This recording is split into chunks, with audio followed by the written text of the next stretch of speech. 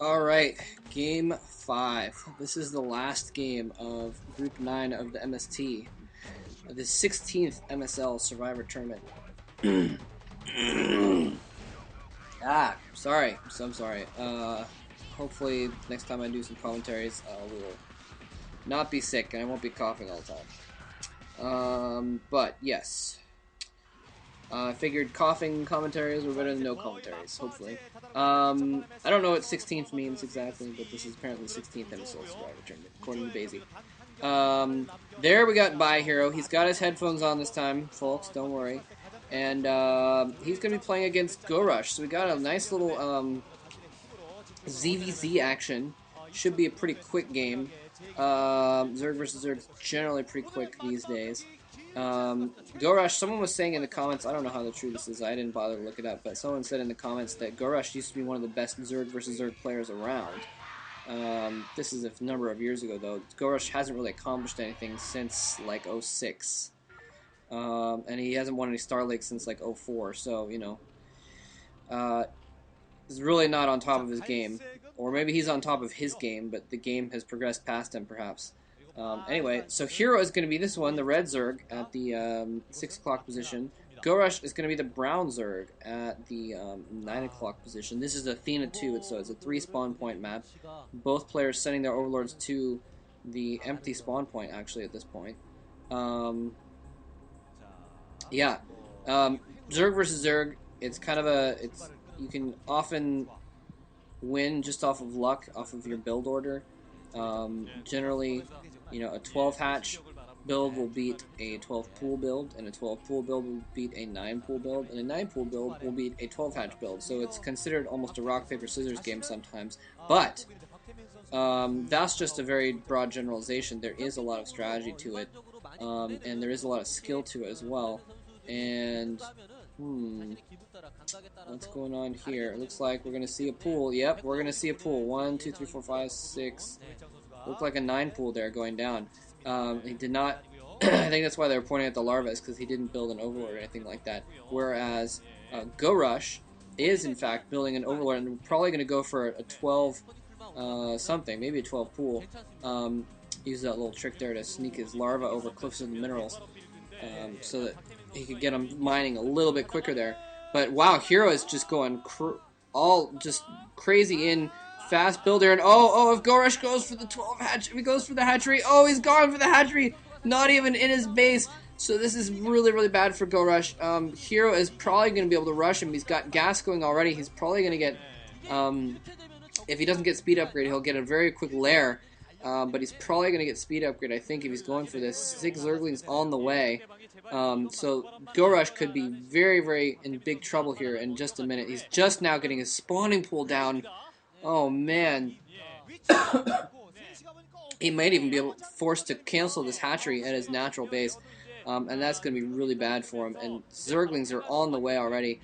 Still mining gas here. I'm really curious to see if he'll go for a quick lair first, or if he'll go for the speed upgrade on the Zerglings, which makes them just a lot more powerful as units in general. And so Gorush's overlord is going to spot those Zerglings. He knows it's coming now. He's going to have to do something to prepare. He's putting down a colony. That's all he can really do, is put down a sun colony. He has canceled his hatchery. Yeah, he knows that it was in too much danger. It just would have been picked off by those Zerglings. So Gorush is in huge trouble now. He's delayed, and oh man, if that pool comes in, he may be able to get the sun colony up. Zerglings are coming into his base already, though. The Zerglings are coming in. The sun colony is not up yet. He needs to use his drones to defend. He needs to use his drones to defend with the drones. He's finally getting the drones in the way, just trying to stall as much time as possible. And the sunken colony does get up. Sunken colony gets up barely, so Gorush barely manages to defend this. But critically, he's lost his hatchery, and so he isn't really ahead economically at this point. Finally getting out Zerglings of his own. But Gorush is really going to be on the defensive at this point, and Hero has probably gotten his lair a lot quicker than Gorush has at this point. So Gorush in pretty decent trouble at this point. He's basically locked in his base, and Hero has a major advantage. He's probably going to get mutas out quicker as well. Although, you know, as we saw, the distance that it took for him to run all the way over there is significant. It's going to make it so, yeah, Spire going down already for Hero, And wow, and Gorush doesn't even have his lair up yet. So this is horrible. He's going to have Mutalisks out. If he doesn't have spore colonies or something in the air, he's going to get his drones just absolutely picked off by the Mutalisks. And that's probably what's going to happen here. Yeah, this is looking just really, really dire for Gorush. You know, maybe if Jaedong were sitting in that chair, he might be able to pull it off. But Gorush, I don't think will be able to. His lair finally up. He's going to plant down the Spire immediately.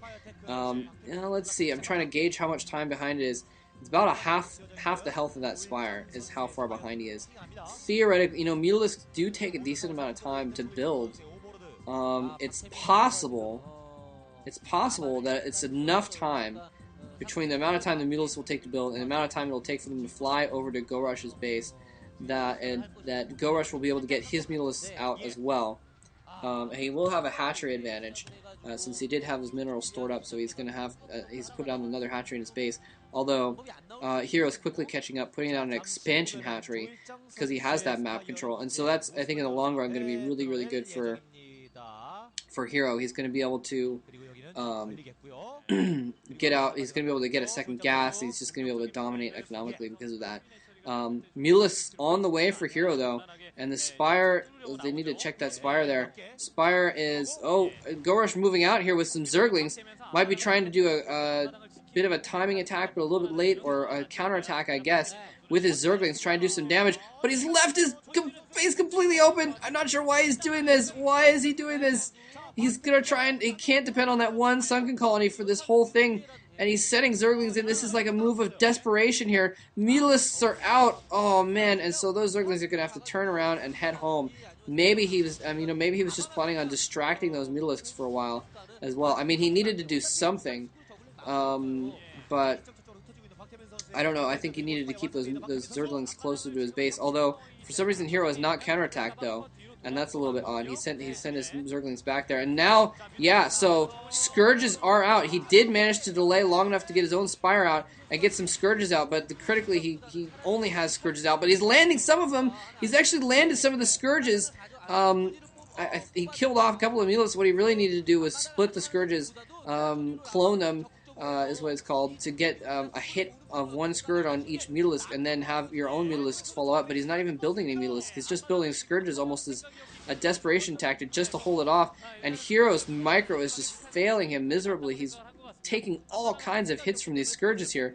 More Scourge coming in. He needs to, he's just using so much money and so many larvae on these Scourge. He really needs to follow up with the Mutalisks. Hopefully he has some Mutalisks building up back at his base, and he's just sending these Scourge out to distract. Wow. Never mind. Gorush GG's.